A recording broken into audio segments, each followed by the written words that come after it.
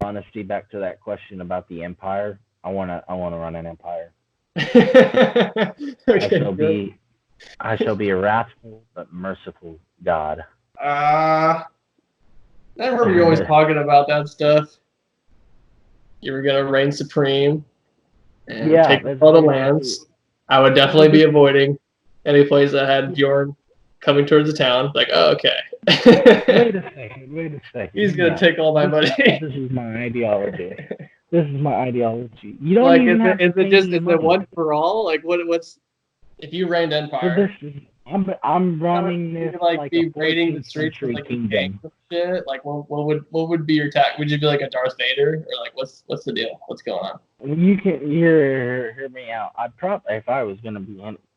No, I'd be unique. I'd get my own name. You can call me. Well, okay. So like Ivan the Terrible, the real word that they used is Uh huh. doesn't actually describe it as terrible. It's actually more like Ivan the Awesome is actually what it means. Huh. Yeah. But he was terrible. He was So an awful human being. That's no, why they they just call say him he was that. terrible. He was a conqueror. He did a lot of good things for industry and economics and technology, technological modernization. Was he like a murderer? Every conqueror is a murderer. Come on, Christian. But like back then, especially, right? No. Anyone that wanted like Not a sense of power would any definitely have to murder any someone. worse than Alexander the Great and William the Conqueror, or Charles the whichever. All of them are bad.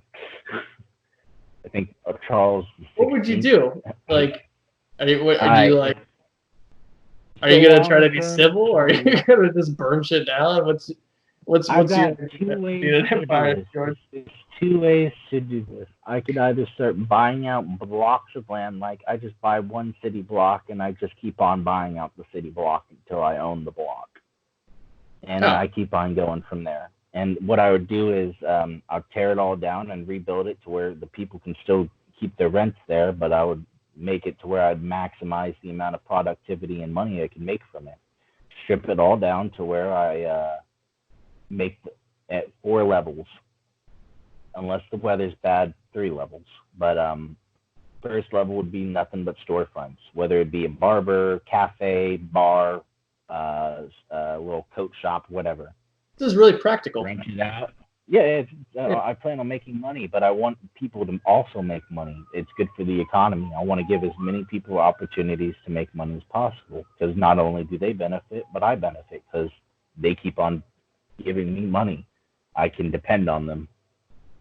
Mutually Yeah. beneficial. But first floor storefronts, and then second floor would be offices. So you just come to work and you do, like, whether it be retail or insurance or whatever, you rent How it late's out, whether everyone it be working? even a look. Is it 8 hour days? Huh?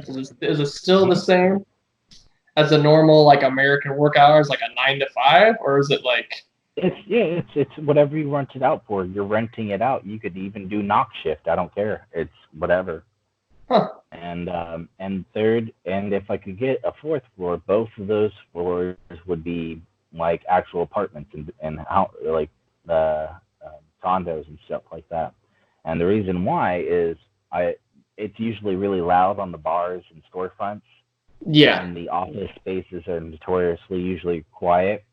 So if that just gives it a space of deadening, so people on the top floors aren't bothered by the storefronts, the noise. So office, stores on top, apartments on the bottom.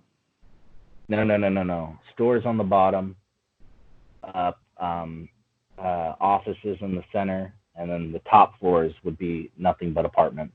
Oh, I remember you saying that. That is smart. Yeah. And then, That way the well, noise there's either, complaints aren't fucking crazy. but I could do that just buying a lot of empty land. Yeah, you I said could you were just gonna like, do that anyways. Like yeah.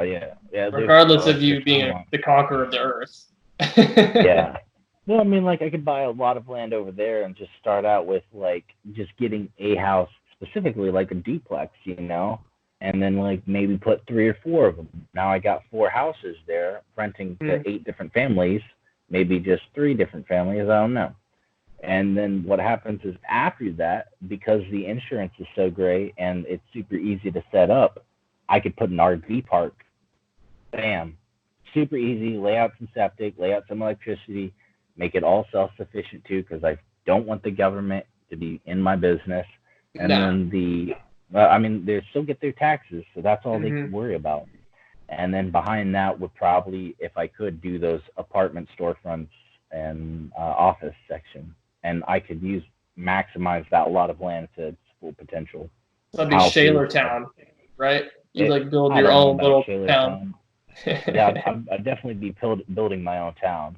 Yeah. And but I mean, if I didn't want to do that, I could do farming and ranching. Literally buy 200 acres. And it's like, if you want to grow something, by all means, and you don't even have to pay me a cent.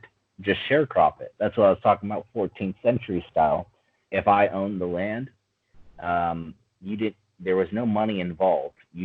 Most of your crops came to me. And I wouldn't even say most of your crops, like give me 30% of your crops. Right. So that just means you have to grow extra. And I could even specify, I want you to grow these kind of crops for me while you're growing your crops.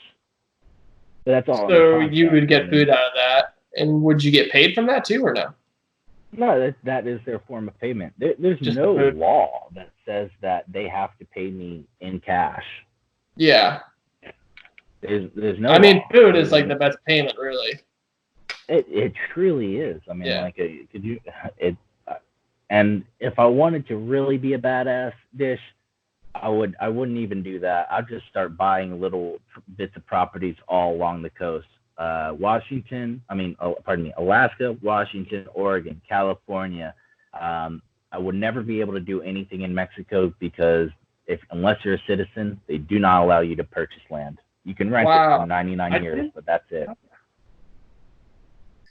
Wait, so do you think housing's going to go down with like this whole like?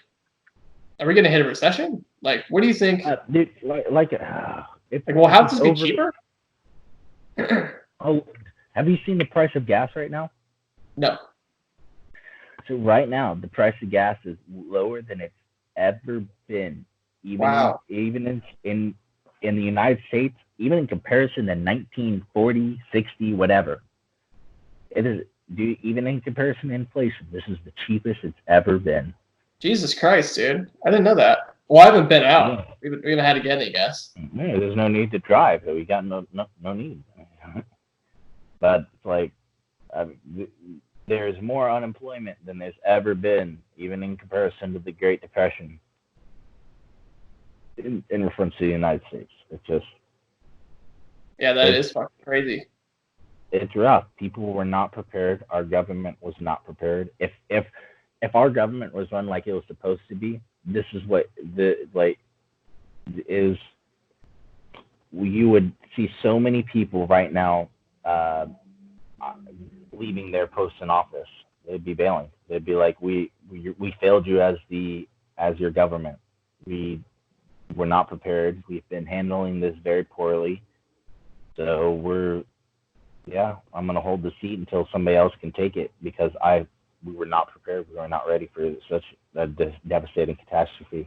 That shouldn't even be a catastrophe. I've yet to hear anyone. Yeah. No politician has said that yet. Nothing. I mean, no. All of them are scrambling for power. They're more, it's sad. I know I'm mumbling and stumbling a lot. No, dude. I mean, it is. What's going on? Goddamn fucking politicians. Bullshit. If I was running a perfect government, I would never make it because all these seats of power, all of them, they were never meant to be careers. They were never meant to be careers made out of. Presidentship, you're only supposed to serve 8 years maximum. I think that's good. You had 8 years to throw your chance. You can never be president again. I enjoyed your time. Thank you. But if you had it in my way, in my world, okay, the max amount of time you could, my government, the max amount of time you could ever serve as a politician, 26 years. 26 years. Jesus Christ, that's a dictatorship, dude. No. But like I said, presidentship is only 8 years. So I mean, that is the max. You start at the bottom, work your way up, and if you ever make it to presidentship, if you wanted to, and you could be a citizen and apply for presidentship. I don't fucking care. But if you wanted to like work your way up from the ladder, from the corporate ladder, from the base down, from state job, working the federal, and then all the way up, like because like if you think about it, senators standard term is about 2 years. And I believe it's like you can only serve 2 years and 2 terms in a row, and then you have to take a 1-term break and then come back in. Right. That would not happen. That's how you get. It's like it's literally like tag team boxing. It's like all right. Here's you lasted 2 rounds. Tag out. All right. Next guy's in. Right back. And he's my same. He's the same guy. He's on the same team. We both have the same plan for it, and all these guys are in over 40. I would even dare say over 50. They're all really old men who I've noticed that, and they're from a different generation too, so like they have a hard time relating to everything we're talking about.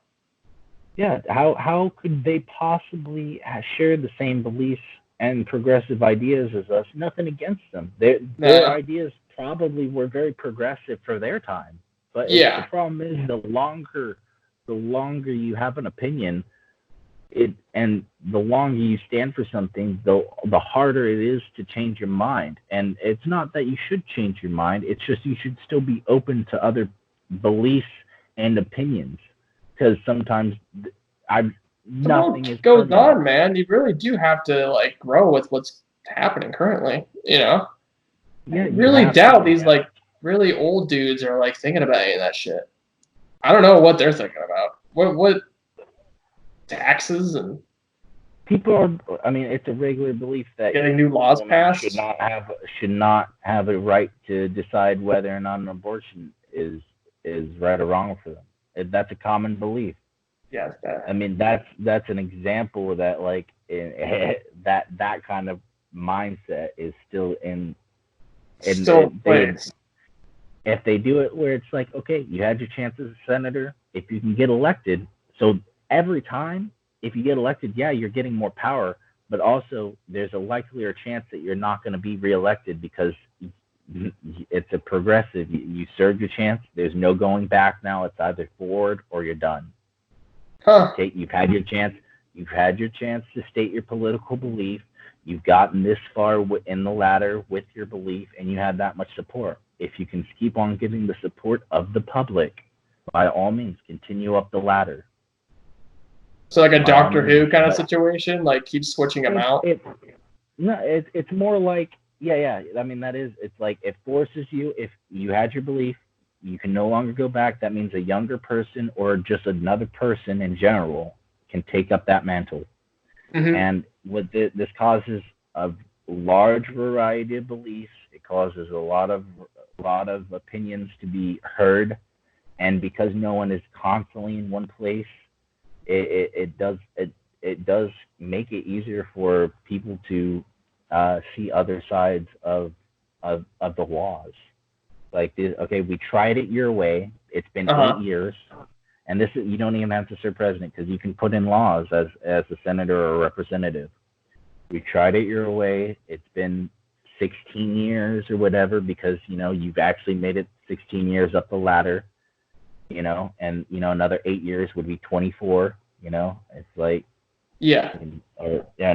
my bad, 26. Let's say you've been here and there for 18 years. Yeah, there you go, 18 years, and I mean you're up there. You've got, hell, you probably even got supporters. I mean, you could still have supporters. You've created an inspirational drive because you've gotten this far that people are probably likely to share your belief. But it does allow other people to. 26 years. That's the. Would you change like the? You should go into something like politics knowing that there is an end. You've had your chance. Ideas change. Life is progressive. Yeah, that is a better way of looking at it. And it causes people to like it, no matter what your stance is. You've been in this game for just before the presidency, it's 18 years. You've been in the game for 18 years, and you've seen a lot of new faces because, even the people that were rising with you for the 18 years, they weren't reelected, therefore they're done, But they could get reelected, like if you only served the 2 terms for senator, and I think you should be able to serve a little bit more, just if you served your 2 terms, you could serve 1 term, be done, and then be reelected. That's still 2 terms, It's just because you're done doesn't mean you're done. Just because you serve presidents once, you can still serve it again. Right. I think it allows a lot more opportunities for people. Like Switzerland's democracy right now is phenomenal. They have people vote with their hands in the air in the square. Like it's direct, what the straight fuck? democracy. Yeah. It's completely. Why can't we do that? It's like it completely. It seems like all the older folks are voting. Like no one my age, or I'm sorry, behind. Like I think 18-year-olds, like they aren't voting, dude. Very rarely. I didn't when I was 18. 1 in 5 people in the United States vote, whereas in Switzerland, it's 2 in 5. That's literally double the amount of people. That's a lot. Population-wise, we don't have. We obviously have more, but it's completely opposite. The people, the representatives, senates, whatever their system is, they all get to introduce bills and laws, and rather than having a president vetoes it, it's based on the county. Each law specifically relies on the county, not the state, not the country. It's the county, and that's it. It's the people vote. Okay. So every county gets a vote then, right? Yeah, and if you want to vote, you go to the town square, or you enter in your ballot and you raise your hand, or enter your ballot, dope, and the people decide whether or not to veto it or promote it. In a perfect fucking world, dude. They're really happy. They're a happy civilization, low crime rate, but they also do things that some Americans wouldn't agree with. They require all their citizens that are physically capable and mentally capable to join the military for 2 years. Oh, that is brutal. Well, I would never want to get into a fist fight with a Swiss. No, definitely not. But if you they're trained to kill.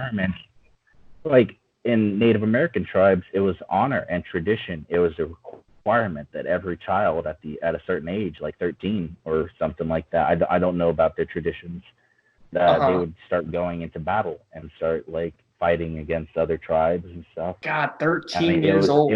But that was the requirement. We as Americans view that's barbaric. The Swiss are like, yeah, we kept up that kind of tradition. Vikings, it was like, yeah, you're going to come to our execution now that you're age, so you can also vote and decide to go on battles with us.